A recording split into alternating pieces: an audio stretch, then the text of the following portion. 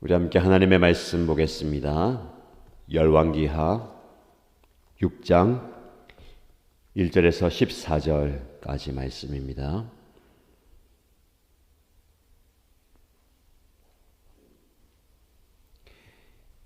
오늘 우리가 함께 묵상할 말씀은 열왕기하 6장 1절에서 14절까지입니다. 함께 읽겠습니다. 예언자 수련생들이 엘리사에게 말하였다. 보십시오. 우리들이 예언자님을 모시고 살고 있는 이곳이 우리에게는 너무 좁습니다. 우리가 요단으로 가서 거기에서 들보감을 각각 하나씩 가져다가 우리가 살 곳을 하나 마련하는 것이 좋겠습니다. 이 말을 듣고 엘리사는 그렇게 하는 것이 좋겠다고 대답하였다. 한 사람이 엘리사도 함께 가는 것이 좋겠다고 하니 엘리사도 같이 가겠다고 나서서 그들과 함께 갔다. 그들이 요단에 이르러 나무를 자르기 시작하였다. 그때 한 사람이 들보감을 찍다가 도끼를 물에 빠뜨렸다. 그러자 그는 부르짖으며 아이고 선생님, 이것은 빌려온 도끼입니다 하고 소리쳤다. 하나님의 사람이 물었다. 어디에 빠뜨렸느냐? 그가 그곳을 알려주니 엘리사가 나뭇가지를 하나 꺾어서 그곳에 던졌다. 그랬더니 도끼가 떠올랐다. 엘리사가 그것을 집어라 하고 말하니 그가 손을 내밀어 그 도끼를 건져내었다. 시리아 왕이 이스라엘과 전쟁을 하고 있던 무렵이다. 그가 신하들과 은밀하게 의논하며 이러이러한 곳에 진을 치자고 말하였다. 그러자 하나님의 사람이 이스라엘 왕에게 사람을 보내어 시리아 사람들이 거기에 진을 칠 곳이 이러이러한 지역이니 그곳으로 지나가는 것을 삼가라고 말하였다. 이러한 전가를 받은 이스라엘 왕은 하나님의 사람이 자신에게 말한 그곳에 사람을 보내어 그곳을 엄하게 경계하도록 하였다. 그와 같이 경계한 일이 한두 번이 아니었다. 이 일 때문에 시리아 왕은 화가 머리끝까지 나서 신하들을 불러 모아 추궁하였다. 우리 가운데서 이스라엘 왕과 내통하는 자가 없고서야 어찌 이런 일이 있을 수 있단 말이냐? 신하 가운데서 한 사람이 말하였다. 높으신 임금님, 그런 것이 아닙니다. 이스라엘에는 엘리사라는 예언자가 있어서 임금님께서 침실에서 은밀히 하시는 말씀까지도 다 알아서 일일이 이스라엘 왕에게 알려줍니다. 시리아 왕이 말하였다. 그가 어디에 있는지 가서 찾아보아라. 내가 사람을 보내어 그를 붙잡을 것이다. 어떤 사람이 그 예언자가 도단에 있다고 왕에게 보고하였다. 왕은 곧 그곳에 기마와 병거와 중무장한 강한 군대를 보내어서 밤을 틈타 그 성읍을 포위하였다. 아멘. 오늘도 하나님의 은혜로 하루를 시작합니다. 은혜로운 이날 말씀의 능력과 역사가 저와 여러분의 삶 가운데 넘치기를 축복합니다. 오늘 말씀을 통해서 엘리사가 지극히 연약한 한 개인과 이 나라와 민족에 큰 은혜를 끼치는 것을 보게 됩니다. 먼저 첫 번째 이야기를 보면 예언자 수련생들이 엘리사를 찾아와서 이야기합니다. 우리가 예언자님을 모시고 수련을 받고 있는데 우리가 사는 이곳이 너무 좁습니다. 사람들이 많이 모였던 것 같아요. 많은 사람들이 모여서 함께 숙식을 해결하다 보니까 이 집이 좁아진 겁니다. 그래서 우리가 직접 거처할 집을 짓겠습니다. 허락해 주십시오. 엘리사가 들어보니 맞는 말이죠. 그렇게 하라고 얘기합니다. 그런데 그들만 보내는 것이 아니라 그 중에 한 사람이 엘리사 선생님, 저들과 함께 가십시다 라고 얘기할 때에 엘리사도 그래, 같이 가겠다 라고 나서서 그들과 함께 갑니다. 여기까지 말씀을 통해서 우리가 보게 되는 것, 좀 묵상할 것은 이거예요. 사실 이 엘리사와 엘리사의 예언자 수련생들은 이렇게 직접 힘들게 집을 짓지 않아도 될 뻔했습니다. 나만의 그 나병을 고쳐주고 그가 감사하다고 전해주는 그 보상을 받으면 좀 수월하게 편안하게 살 수도 있었지 않을까요? 그들이 직접 수고하지 않아도 그 돈으로 좋은 건물을 짓고 좋은 환경에서 훈련을 잘 받을 수도 있었을 겁니다. 그런데 그들은 엘리사가 그 선물을 거부했을 때에 직접 땀을 흘리고 수고하고 고생하는 모습을 보게 됩니다. 교회도 마찬가지입니다. 재정적인 여유가 있으면 좋지요. 편안하게 조금 수월하게 사역하고 섬길 수도 있습니다. 그러나 그렇게 된다면 어제 우리 말씀을 나눈 것처럼 본질을 잃어버리는 거잖아요.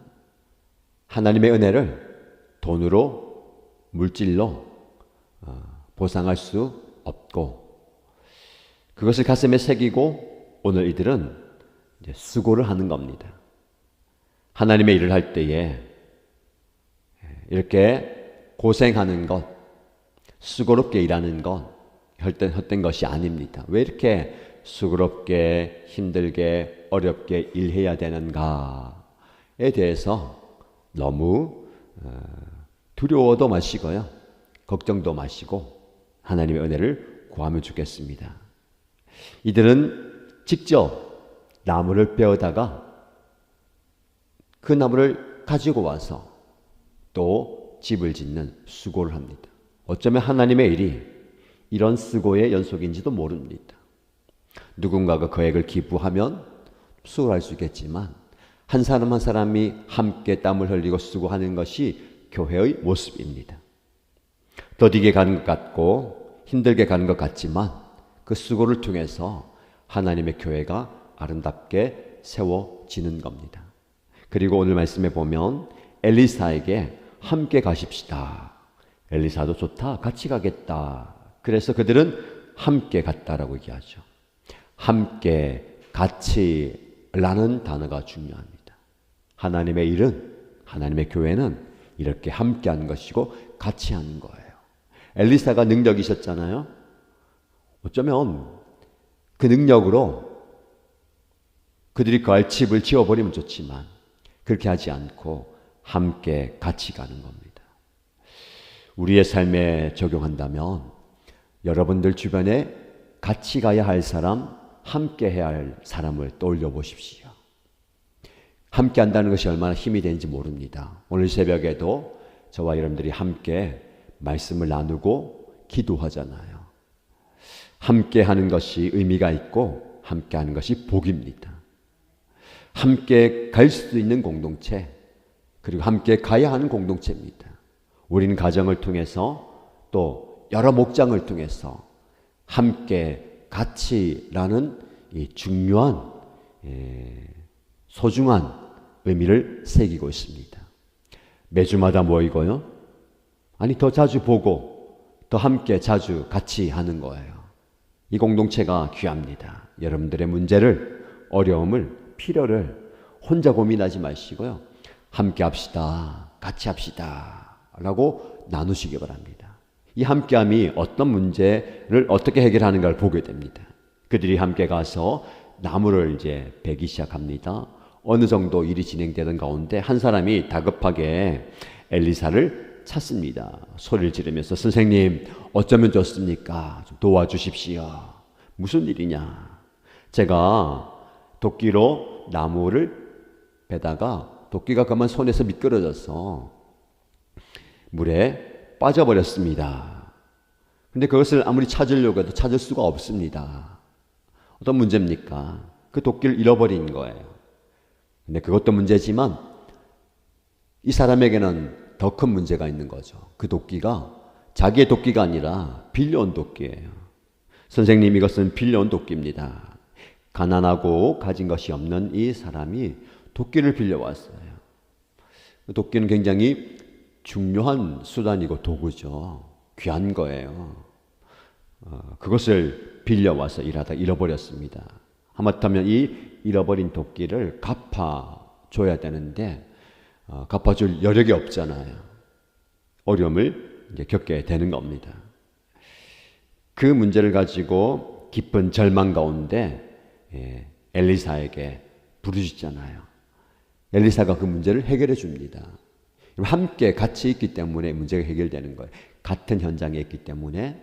그래서 여러분들이 우리가 함께 같이 할 때에 누군가가 이런 깊은 절망과 어려움의 문제를 가지고 어떻게 하면 좋습니까? 어떡하지 할 때에 같이 있어주는 것도 큰 위로가 됩니다. 그리고 그 사람을 실제적으로 도와줄 수 있는 거죠. 특별한 방법을 통해서 이 도끼를 찾습니다. 나뭇가지를 하나 꺾어서 그곳에 던져요. 그런데 그 도끼가 물에 떠오르는 거예요. 어떻게 보면 옛날 전래 동화에나 나올 법한 이런 이야기가 나오는 겁니다. 그 도끼를 다시 건져서 그 사람의 문제를 해결하고 필요를 채워주잖아요. 이 말씀을 통해서 우리가 우리 삶에 적용할 수 있는 바는 무엇일까요? 하나님은 한 개인의 깊은 절망과 아픔도 깊이 공감하십니다. 그리고 그의 문제와 함께 하시는 거예요.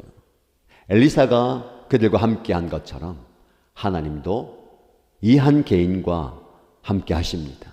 여러분들의 깊은 탄식과 절망의 소리를 들으시고 해결해 주시는 분입니다. 하나님 어쩌면 좋습니까? 이 도끼를 잃어버렸어요. 근데 이 도끼를 빌려온 겁니다. 나는 찾을 수도 없고 어떻게 할 수도 없습니다. 하나님이 여러분의 문제에 개입하시는 거죠. 그리고 해결해 주시는 겁니다. 그런 하나님이 이제는 이 개인뿐만 아니라 한 나라, 민족의 문제에도 개입하는 이야기가 나옵니다. 시리아와 이스라엘의 전쟁 중에 시리아 왕이 군사회의를 은밀하게 하죠. 전략을 짜서 어디에 가서 진을 치고 어떻게 공격하면 좋을까라는 것을 비밀리에 다 짜서 가는데 이미 이스라엘 군사들이 거기에 와서 딱하니 버티고 있는 겁니다. 이런 일이 한두 번이 아니고 여러 번 있었던 거예요. 왕이 왜 이런 일이 있었는가? 화가 머리끝까지 나서 신하들을 추방합니다.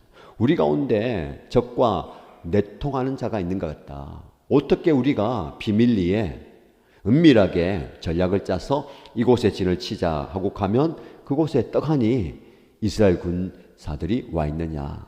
누군가가 이 정보를 몰래 그들에게 전달해 주지 않는다면 그럴 수가 없다. 그 내통자를 찾아야 되겠다라고 얘기하죠. 그때 한 신하가 임금님 그게 아니라 이스라엘에는 엘리사라는 예언자가 있어서 모든 것을 다 하나님께로 듣고 이스라엘 왕에게 알려줍니다. 심지어 왕께서 침실에서 비밀리에 하는 말씀까지도 우리도 모르는 그런 것들도 그는 알고 있습니다. 라고 이야기합니다. 그 말을 들은 왕이 그러면 그 엘리사를 찾아서 붙잡아야 되겠다. 군사를 일으켜서 이제는 엘리사를 찾으러 가는 겁니다. 이 말씀을 통해서 하나님은 한 개인의 깊은 아픔과 절망을 공감하실 뿐만 아니라 한 나라와 민족의 문제도 개입하십니다. 이스라엘이 이런 어려움 가운데 있을 때에 하나님은 엘리사를 통해서 구원의 방법과 길을 보여주시는 겁니다. 때마다 시마다 엘리사가 하나님께로 말씀을 받아서 이스라엘 왕에게 이런 일이 일어나니까 이렇게 하십시오 라고 알려준 거죠. 여러분 이 하나님께서 개입하시는 역사가 우리나라와 민족 가운데 있어야 되겠습니다. 근데 문제는 하나님께서 엘리사를 통해서 말씀을 주셔도 이스라엘 왕이 듣지 않으면 어떻게 됩니까? 필요 없다. 너 말 듣지 않고 내가 알아서 하겠다. 이게 교만이고 이게 현실의 모습이에요. 한국교회가 이렇게 애통함을 가지고 기도하고 간구하고 이 민족을 위해서 부르짖습니다. 지금 우리 부산에도 그런 지난 주일에 큰 붕의 불길이 있었고요. 또 조만간에 서울에서도 집회를 하고 기도하는 거. 이 민족을 불쌍히 여겨달라고 한국교회가 깨어서 이 성도들이 간구하고 옳은 소리를 하잖아요. 그런데 듣지 않습니다. 말씀에 근거해서 하나님을 이야기하고 하나님의 말씀을 이야기하면 터무니없는 이야기라고 치부해 버리잖아요. 비과학적이다. 어떻게 그런 얘기를 할 수 있냐. 맹신적이다라고 이야기하는 이 시대를 살고 있습니다. 하나님의 말씀인데도 듣지 않으면 이렇게 되는 거예요. 듣는 귀가 열려야 되는 겁니다. 하나님이 이렇게 개입하시죠. 어떻게 해요? 한두 번이 아니게. 그런데 모르는 겁니다. 아니, 애써 외면하고 모른 채 하는 겁니다. 이 대한민국이 철저하게 깨어지고 하나님의 말씀 앞에 굴복해야 되는 거예요.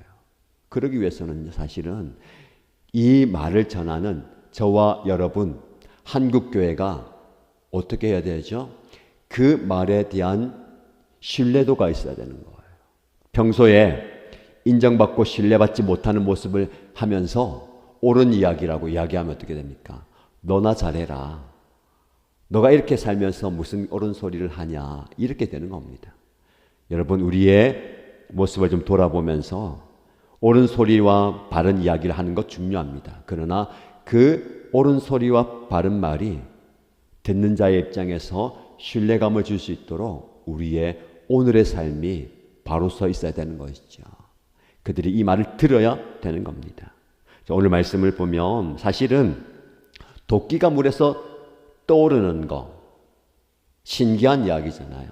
조금 영적인 부분으로 해석하면 물에 빠져서 침몰 중인 이스라엘, 이 대한민국, 이 큰 나라가 하나님의 말씀의 역사와 하나님의 은혜로 떠오르는, 회복하는 것을 보여주는 겁니다. 도무지 그는 무거워서 깊이 가라앉을 수밖에 없는 오늘의 현실, 이 이스라엘의 모습입니다. 이 대한민국의 모습이고 오늘의 우리 현실의 모습이에요. 그러나 하나님이 개입하시고 역사하시면 떠올라요.